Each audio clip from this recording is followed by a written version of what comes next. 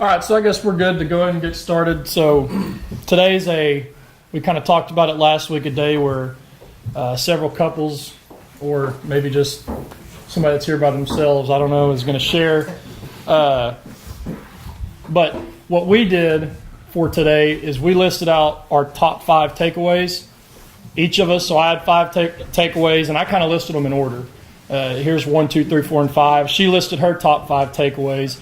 And we just kind of looked at them and decided what were the 3 that matched. And we're just going to kind of go through these 3 things that have impacted us and have changed the way that we have talked to each other, communicated, resolved conflict, all these other kind of things. I'm going to open up in a prayer. Dear Lord, we thank you so much for this group, and we thank you so much for this class, Lord. And today we want to pray a special prayer that you open everyone's hearts today, Lord. Let us take down our walls and let us share things that will be impactful and will bring glory to you, and will strengthen our marriage and strengthen our bond with each other and mostly with you, Lord. We pray for this all in your Son's name. Amen. Amen. Okay, so here's the 3 takeaways. The first one was the fears. I think we both, for a number of reasons, that was our number one takeaway for both of us. And that was the only thing that matched word for word. That, we had a couple things that she was saying one thing, I was saying the other, but they didn't exactly match word for word. But the fears was the one thing that matched. The second was the rut patterns, and the likes and dislikes. That kind of matched up because we've learned what each other like and dislike in the wrong way and formed those ruts that Beverly was talking about. And the last one was conflict resolution. So I'm going to start with the fears. So I'm going to go ahead and say that the reason for the majority of our conflicts and the majority of our misunderstandings are because of the fears, and it's mostly because of me. And my feeling of shame and my fear of being made to look bad or being made to look stupid is the majority of a lot of our conflicts. So a thing that I mistake. So I really feel the need. I don't know where this comes from. I'm sure Beverly could tell me more about this, but something about me, I feel a very strong need to be the leader, and I feel a strong need to always have an answer, and I feel a strong need to be, I don't want to say a know-it-all, but I almost feel like I have to know it all. And anytime anybody interjects in that, and this is where our conflict starts, I immediately get defensive and I feel shamed. What it comes down to.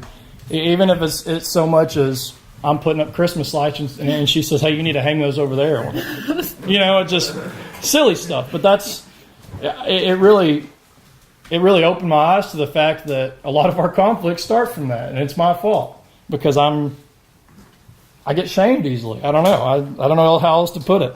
But the 3 things I put that really make me feel shamed is when I feel dumb. I'm made to feel stupid or dumb, unappreciated, or blown off. Like if I'm to tell her something, she's like, "Okay, yeah, whatever." That gets me.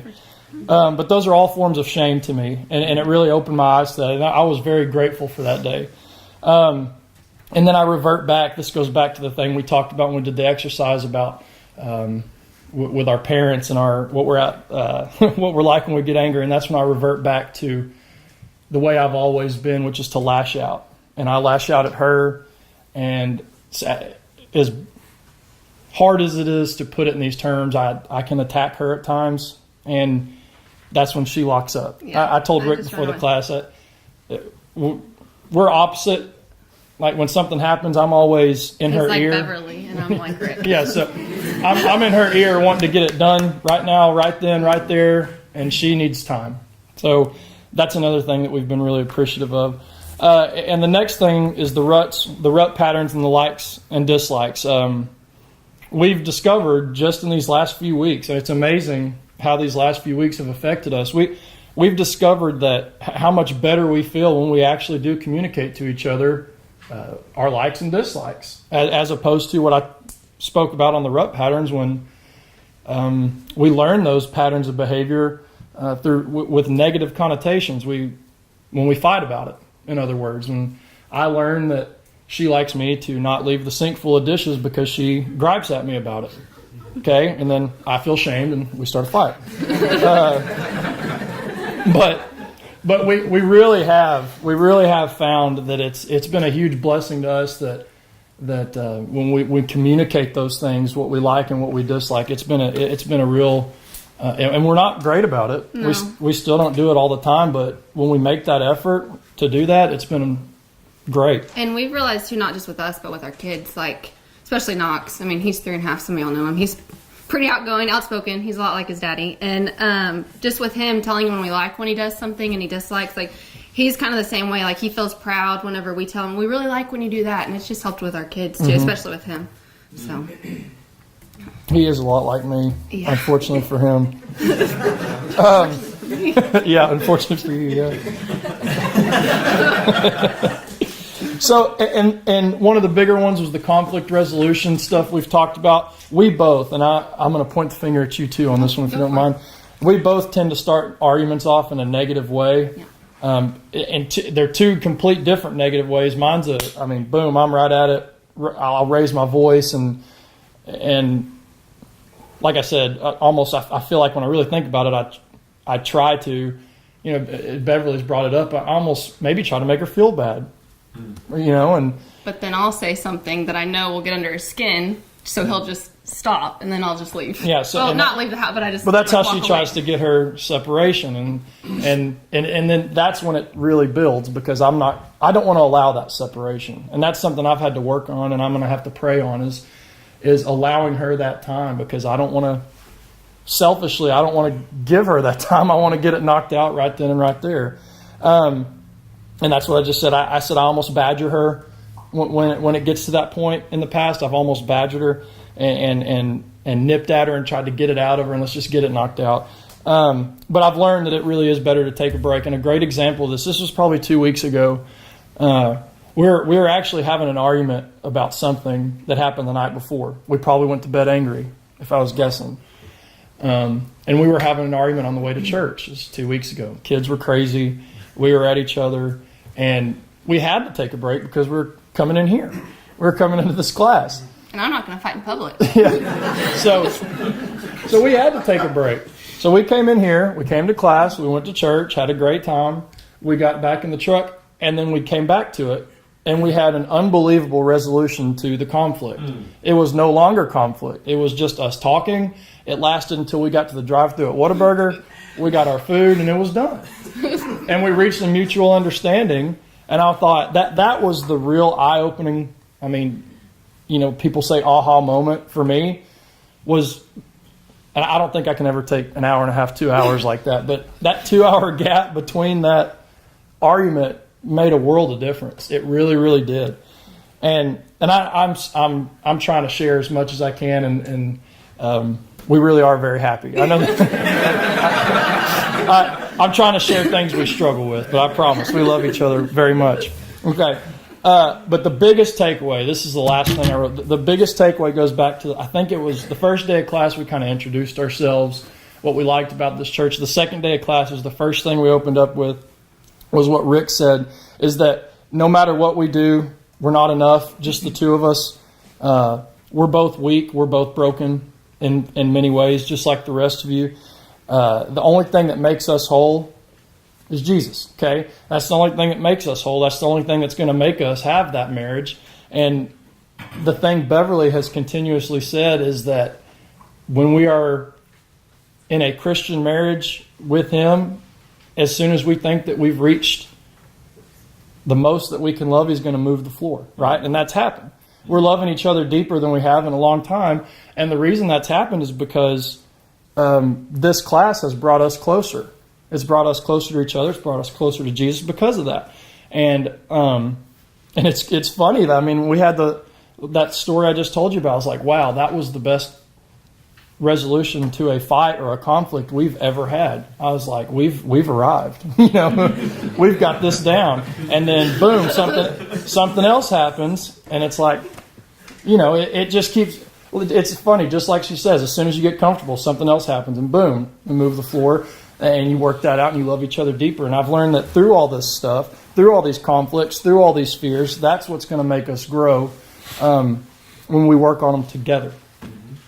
And that's pretty much all we had, unless you had anything to add. Not really. Good job. All right. Who wants to come next?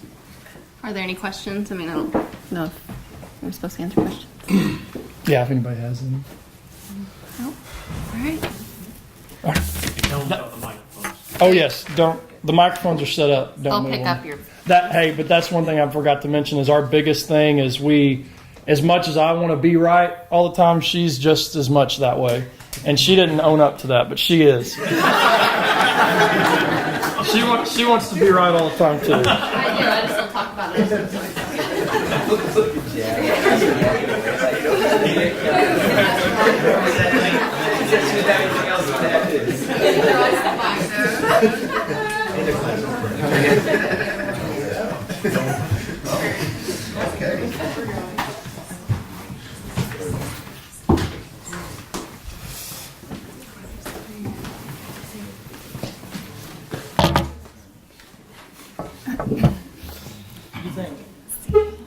Do what? Is the phone right there going to make the microphone? I don't think so. Oh, I don't think it'll work. okay. Hope not. I'm Kirby. This is Mitch. This yeah. is totally not our comfort zone, so bear with us. We didn't come as prepared. They have notes. Yeah, we didn't. We I'm talked not about gonna- it in the car. That was our conversation I about wrote my it. so- notes just 2 seconds ago, so I'm not going to do as good as my brother, but it's okay. I think for us, we've only been in this thing for not even 3 months, so we kind of just came to hear, from people who have done it well and who have walked the road, so that when things do come up, we know kind of how to handle it and where to go from there. But of course, there have been a few things, and we've learned a lot from the class. For me, I think it goes back to like first and second week with more of the individual stuff where Beverly was talking about self-talk and comparisons. That was huge for me, and that really changed a lot because I was able to recognize when I'm talking negatively to myself, and I do it often. And I'm just able to recognize now when that's happening, and I'm able to stop and kind of replace that with something positive. And it's made a huge difference in my personal life. And the comparisons too. I think that's just really hard for everyone, but especially women. It's just so easy to compare yourself to the person next door. And I realized that through teaching, I always compare myself to the teacher next door, and just kind of, I didn't realize how bad I was about comparing myself to others. And, no matter if you think you're better than the person next to you or worse than the person next to you, it's never productive and it doesn't help anything. So that was really huge for me. And then I think the thing for us that was huge for me was I didn't realize that I could place expectations on him sometimes. And when we talked about that, I was like, wow, I really do that. And that was an eye-opener for me to kind of first recognize it and then be able to work on it from there. And what I mean by that is I tend to have a very emotional response to kind of everything. But I don't. and he I don't at all. doesn't. So- He's a shoot straighter, like he says it how it is. And if he doesn't have that same response to things as I do, then I'm kind of offended. And I'm like, well, like, were you even listening? Did you even care? That's Like, the thing we talked about last night too. We didn't. Yeah. It didn't really make our list, but we talked a lot about that last night too. Same Yeah. thing. yeah. And I think I didn't even realize that I kind of expect him to feel the same way about things as I do, and that hardly ever happens. Nope. Yeah. She's all emotion, and I'm Yeah. almost none. So It's true. And I think a lot of that just goes back to, the way you were brought up and the things that you saw growing up and just how you handle conflict. And I think for us, like how you handle things as a child, we both still do. And I think that goes into conflict resolution too. We both need our space to think and our time to think, but we're bad about taking too much time. Because I just stay in my head. Like I'll just be silent, not purposefully. I'm not trying to hurt him with the silent treatment or anything. That's not my intention, but I just get in my head and then I'm not talking. I'm just thinking. And that's dangerous for me because then I can start just spiraling in a sense. And then I just take it to the next level where it shouldn't go. And then when I finally do say something, like it all just comes out and it's like, where'd you get that from? Yeah. and I don't want any more than like 20 minutes. Like we'll take a 20-minute break and then come back to it, and because that's all I need to process things. And then about 20 minutes goes by and I'm good to go and can have a normal conversation about it. But she takes a little longer. Yeah. Just sits and stews on it a little while. Yeah, and he'll even say, like, what's wrong, and I'll say nothing for about 10 minutes, and he's like, keep saying because he knows something's wrong until I finally do say something, and then we can work it out. And it's good in the sense that, we never have, like, heated arguments because we do both take our time to think, but then we just take too much time, and then probably there's unnecessary conflict after that, so... But we've really, that's been helpful for us, is just recognizing those things about ourselves and then being able to work on it from there. Anything else? I don't have anything. That's all I got.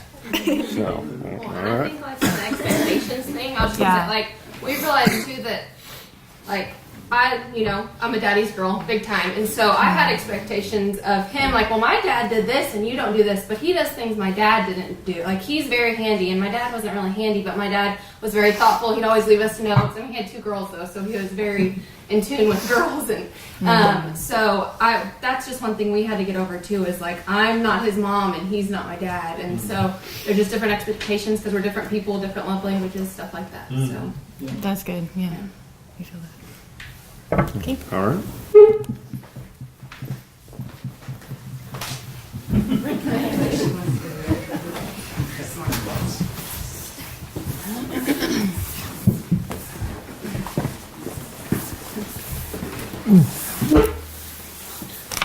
Well, I'm Brent, and this is Wendy. We've been married 16 years, going on 17, so been at it a little while, I guess you'd say. We're a little bit unique in that Wendy had 2 kids already when I came along, so that's, not completely uncommon, but it certainly presented a lot of things that I wasn't ready for, I guess you'd say, but... And Brent had never been married, never had kids. Yeah, So, so I was newbie. completely blindsided.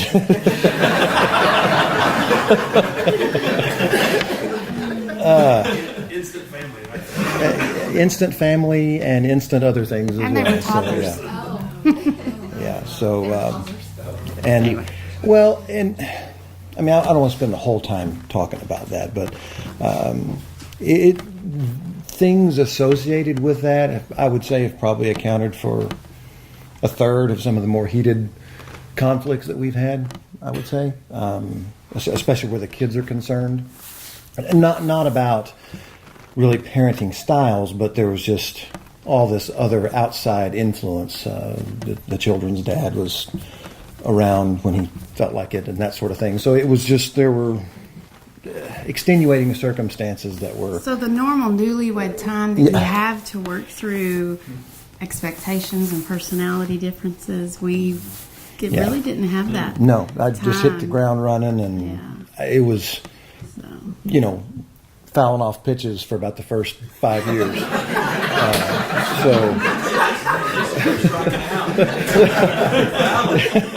Well, honestly, I would say probably avoiding, like I said, the early year stuff. That's a good point. Yeah, that's a good point. We don't have time for that. We don't have Yeah. time for that. A lot of things got pushed aside Yeah. that needed to be addressed better. Yeah. And then it builds up, and Yeah. you don't Well, and do well. one of the things that I was thinking about what I would say when I got up here is a little bit of what everybody's touched on already is the differences between the two people's personalities. I have a tendency, and I think Wendy did too, I interpreted that as wrong. Not just different, but the way she reacted to stuff, it's like, what are you doing? Kind of thing. Like our temperaments, for that, you could not be more different in our temperaments than we are. Wendy is blessed with, I think, a small nuclear explosion could happen, and she just wouldn't get upset about it. And I am not that way. I'm raising boys. I am, I have a tendency to kind of take, and then I'm done, and it's like, you can cry, you can do whatever, and it doesn't matter. I've had it, and this is going to change, or this gap is not going to get bridged until something changes. And she is not wired that way, and that has been one of the biggest adjustments, I think, for both of us, is trying to manage, okay, that's just him doing something, or that's just the way that she's accustomed to handling something, and I've got to realize that that doesn't mean that it's wrong, it's just incredibly different than what I was used to. So I think that's probably been one of the... I 100% agree, accepting that it's just how you are. There's that tug of war of you're supposed to come to my side and do things my way, and I would say Beverly said, think of what works for you and what doesn't, and I can self-analyze and know that it's walking in the flesh or walking in the spirit. When I approach him with something, really no matter what it is, if it's something I need from him or something I want him to do, or with the kids, or it really doesn't matter the subject. If I approach him more with that in the spirit, with love, with the goal in mind, not selfish, what I want, fulfill my comforts, Anyway, when my approach, I can just see the difference. When my approach is more godly and in the spirit, I get much better results than if if I'm in the flesh. I want it quick because it's convenient and it's my way, and I don't have to think about it or worry about it, But when I'm do it God's way, and I think more about Him, and just my approach is completely different. Well, and I think, and this is my own fault, is because of the nature of our marriage, because there was already so much set in motion, and because there was already so many feelings to consider and that sort of thing, I get defensive real quick about fairly deep stuff. My default setting on a lot of things, and Wendy, I'm sure would attest to this, is what? There's certain things about the very nature, like I said, taking on everything that we both took on, trying to raise someone else's children, all of those kinds of things. There's no way I can get away from that waking up in the morning. And so if something's questioned or if something's, debated, I get defensive real quick. And that's something that I obviously need to continue to work on. But a lot of it has to do, like I said, with what was already in place and what I was willing to swallow when we, got married. So, again, communication is huge. That sounded harsh. Well, no, I'm just saying. He's done fabulous, by the way. And I don't want to paint, we're not the only ones in this situation, that sort of thing. But there was no way you could plan for all of the things that have come up in response to that. And some of them, I get too deep, like, court and custody and all that just kind of stuff that you don't think about really on an in-depth level because I've never been through that before. So again, it has flavored a lot of the arguments that we've been in, but to her point, had it not been for both of our Christian convictions and our absolute on purpose willingness to commit to one another regardless of what the situation was, I'm not so sure we wouldn't be in this class and wouldn't have made it. Well, and I've always been very transparent with the boys. I say boys. We have 3 boys. 2 are from a previous marriage. So one is Joseph. The youngest is both of ours. I've been tried to be very transparent about what real marriage looks like, and you were talking about fighting in the public thing. Oh my goodness. I was not raised seeing my parents fight, but he's okay with it. So it gave me such stress for my kids to see parents yelling. That was something to get used to. But to go back and talk about it, he says it's our faith that kept us together, especially when they were older and witnessed, so much from the outside, if that makes sense. Like he's saying, the court, the struggles, the frustrations. But I could honestly tell them that no matter who you marry, you're gonna be surprised with something that you didn't know, and that might make you question whether you married the right person. But I know for a fact God created marriage and children to shape us in the image of Christ, and because you can't get there without conflict, And but I made sure that they knew that Brent's faith is what kept him committed to us, not the circumstances, not everything being perfect, if that makes any sense. Trying to sum it up in a sentence is hard, but I wanted them to see that the faith is what is the tie that binds, not what the circumstances, like I said, if that makes sense. Does that make sense? Yes. So. And you said they were toddlers, right? So that's just They were hard in itself. toddlers. They were 3 and 4.5 when we married, and we dated a year. Yeah, I was And gonna say we're a lot. We have a lot less fights when the kids are with the grandparents. So I feel like we have that extra. but the youngest of the two, he's in college now. He's 19. So I did not even when you're like the frontal lobe stuff that I've learned, that's been priceless, because, and I'd kind of heard it before, but we talked, and you can't think straight when you're stressed. And we just entered the marriage, I think, with this outside influence that was so consuming sometimes that that I didn't realize. My point that he's 19 is I didn't even realize what lifted off of me after they're grown, and my whole focus was, will they be okay? Will they be okay? Will they be okay? Because you don't want them not to be, So it was. I told Brent, I admitted that he didn't always get my best, because I was so focused on their needs that I said, he's a grown man, he's emotionally stable, he'll be okay.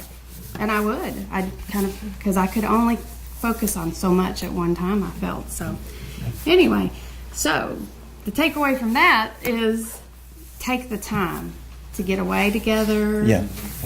Yeah, to focus on each other, because we could also admit when Beverly said what did she call it? Coming back together is what's so important. We would ignore that sometimes because it was something else to talk about, and it was exhausting. So, now one great thing about Brent, though, is he is a talker. I'm more of the stonewall.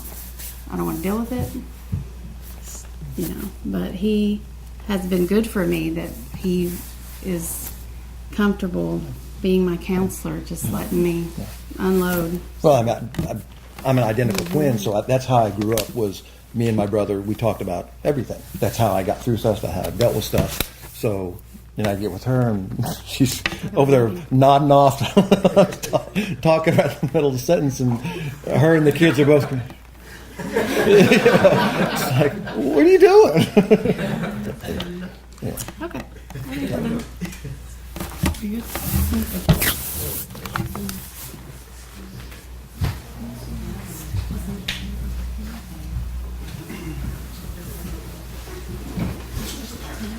Ryan, you look totally excited about this. Way excited. Oh, yeah, this is my comfort zone. I felt really bad when they said that they got together and didn't have time to talk about expectations, because we had the time, we didn't talk about it.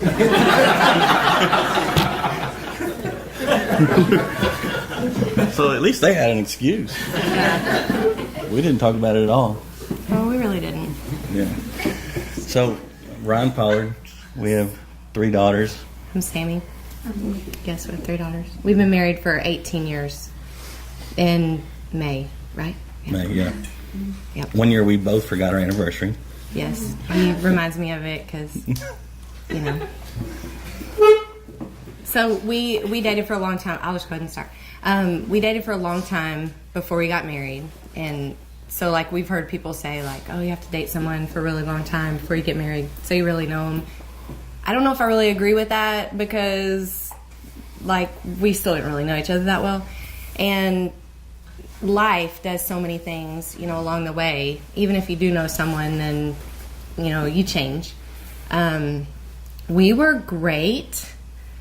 For the first few years of marriage, Ryan works a lot, has always worked a lot, has a great work ethic, and pours himself into his job. When I was working full time, I did the same. So I was teaching, but when we were first married, we were always at work. And we didn't really spend a lot of time together. I know that sounds sad, but we were both fine with it. Like, we were both just working and doing life, and everything was good. And then we decided to have kids. And No, you decided. well, I mean, really, no, honestly, I wanted kids, and I remember Sammy telling me, I'm getting a little older, and I always said we can't afford them. We can't afford them. Yeah, and she said, Ryan, I'll be 60, and we still can't afford kids. Yeah.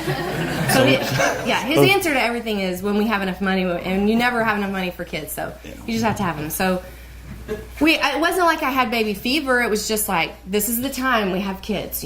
Let's have kids. So we had Miranda, and we had decided that I would stay at home. So she was born in the summer, so I finished out my school year, and then I decided to stay at home. And I was asked to work up here at the Children's Place, and so immediately she was like 3 weeks old, I started up here at the Children's Place, working 2 days a week. And it was very hard for us to have a baby because we I don't do well without sleep. And it was Miranda never slept too. She didn't sleep through the night. And then also he worked a lot of hours. And we were talking about this. I feel like we had this, it was unspoken, like we didn't have like an agreement or anything, but it was kind of an unspoken, you do your work, like he does his work and he does his job, and then my job is the kid and family. And well, I'm pretty guilty of, I never really listened to her problems or whatever. I was the type of guy that, we had a kid, I'm trying to climb the corporate ladder, and I went to work all the time, and I don't know what your problem is over here. Just get it done. That's kind of how I was for a long time. Well, and I feel like as a teacher, I felt really good about my teaching. I felt really strong as a teacher. I felt like I was good at teaching. And then I went into motherhood, and I didn't have as much confidence, and I didn't really know what I was doing. And even if you know what you're doing, you have this kid who is going to throw wrenches at you all the time. And so it was just really hard. At the time, we didn't have any family here, and we live in the middle of nowhere. So I felt alone. I battled loneliness a lot. And just that confidence of not quite knowing, I was still a little bit of a teacher, but was I a good teacher? And then was I a good mom? And he worked so much, like he would be home at 8:30 at night. So like we had a real weird schedule with Miranda. Like I would keep her up so she could see him, and we would have supper at 8:30, and then we would sleep in. And so we just didn't have, I wouldn't say like I don't know that there's a normal, but we didn't have like a good set schedule either. We didn't really ever talk about the balance of everything, except I was disappointed because my family, like you talk about bringing your Oh, is that the second bell? Okay.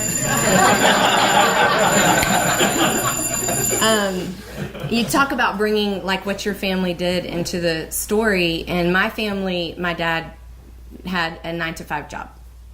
He came home and we ate supper at the table.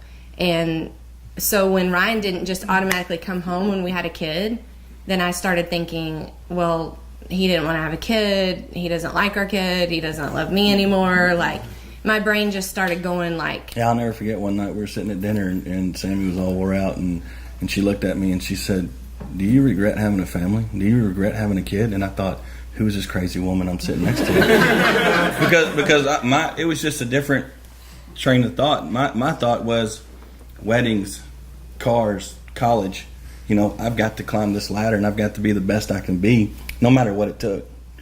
And her idea was, why are you still working late? Why are you still, you need to be home at 4:00.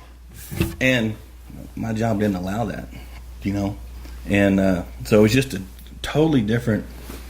I felt like we wanted the same thing. It was just different roads. I felt like a lot of times we were on a different path.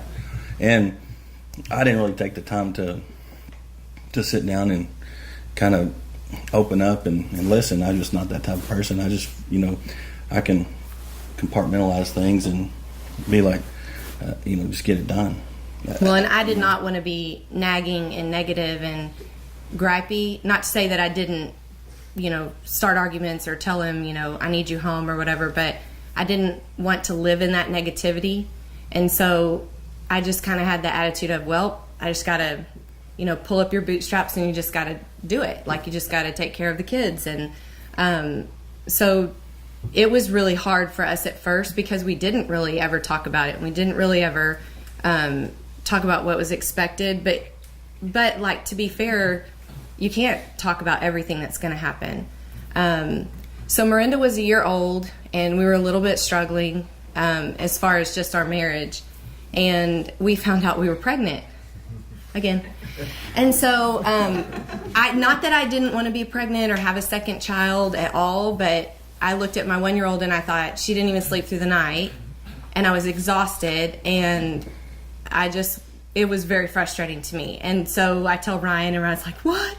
And then like we tell family, and they're like, what are you gonna do? Like, everybody was falling apart. And they're not that close together, I guess. They're 20 months apart, but so we're already kind of in a stressful situation. We weren't planning on having a second, and then we were about a month into that pregnancy, and we went on a family vacation with Ryan's family, and we went down to Rockport and rented a condo, and it was supposed to be, this fun time. He has a sister married to Ryan Wayne, and his mom and dad had gone. His sister at the time had a 4-year-old, so we had Miranda, and then we were pregnant, and it was a perfectly normal, everything was great vacation.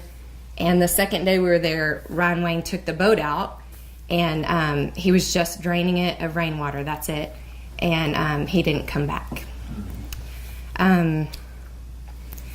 The seat broke in his boat when he leaned back to pull the plug, and it flipped him out. That's terrible, Johnny.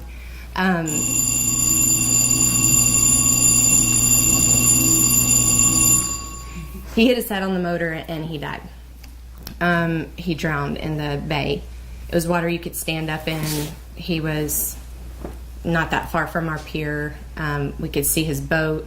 We didn't see what happened. We just saw his boat spinning. And so we kind of all met on the pier, and we realized something was wrong. It took them 7.5 hours to find his body. He was 34 years old. That changed us a little bit. It changed life. It changed how you look at things. We, of course, we went home and buried our brother. That was the first time ever in my life, just speaking for myself, I had experienced,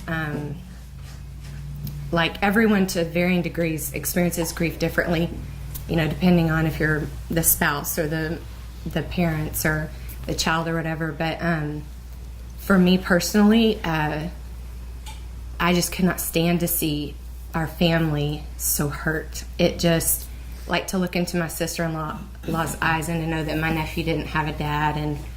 And I felt a level of guilt because the guys didn't originally want to go on the trip. And so we talked them into it. And so it was very hard to see Ryan Wayne's mom. And I just remember saying, I'm sorry, but it wasn't just, I'm sorry that your son is gone. It was, I'm sorry that I did this thing. It started a fear in me that I would lose people that I love. To make it worse, in that period of time that I was pregnant with Lacey, we lost, my brother and his wife lost a baby. They miscarried and lost a baby. Ryan's mom was diagnosed with cancer for the second time. Ryan's aunt was diagnosed with cancer for the second time. My dad went into the hospital with E. coli. I had an aunt who was committed to a hospital for trying to kill herself. Like, it was just every phone call. Just, we had a rough 2 years. It was just very bad. All of it was bad. I didn't like it when the phone rang. I didn't like it when family called. So that fear just grew in me and grew in me. And I was 2 weeks away from having Lacey. And I got a phone call from my dad that my niece, who was 15 months old, had been hit by a car in a parking lot. and had died.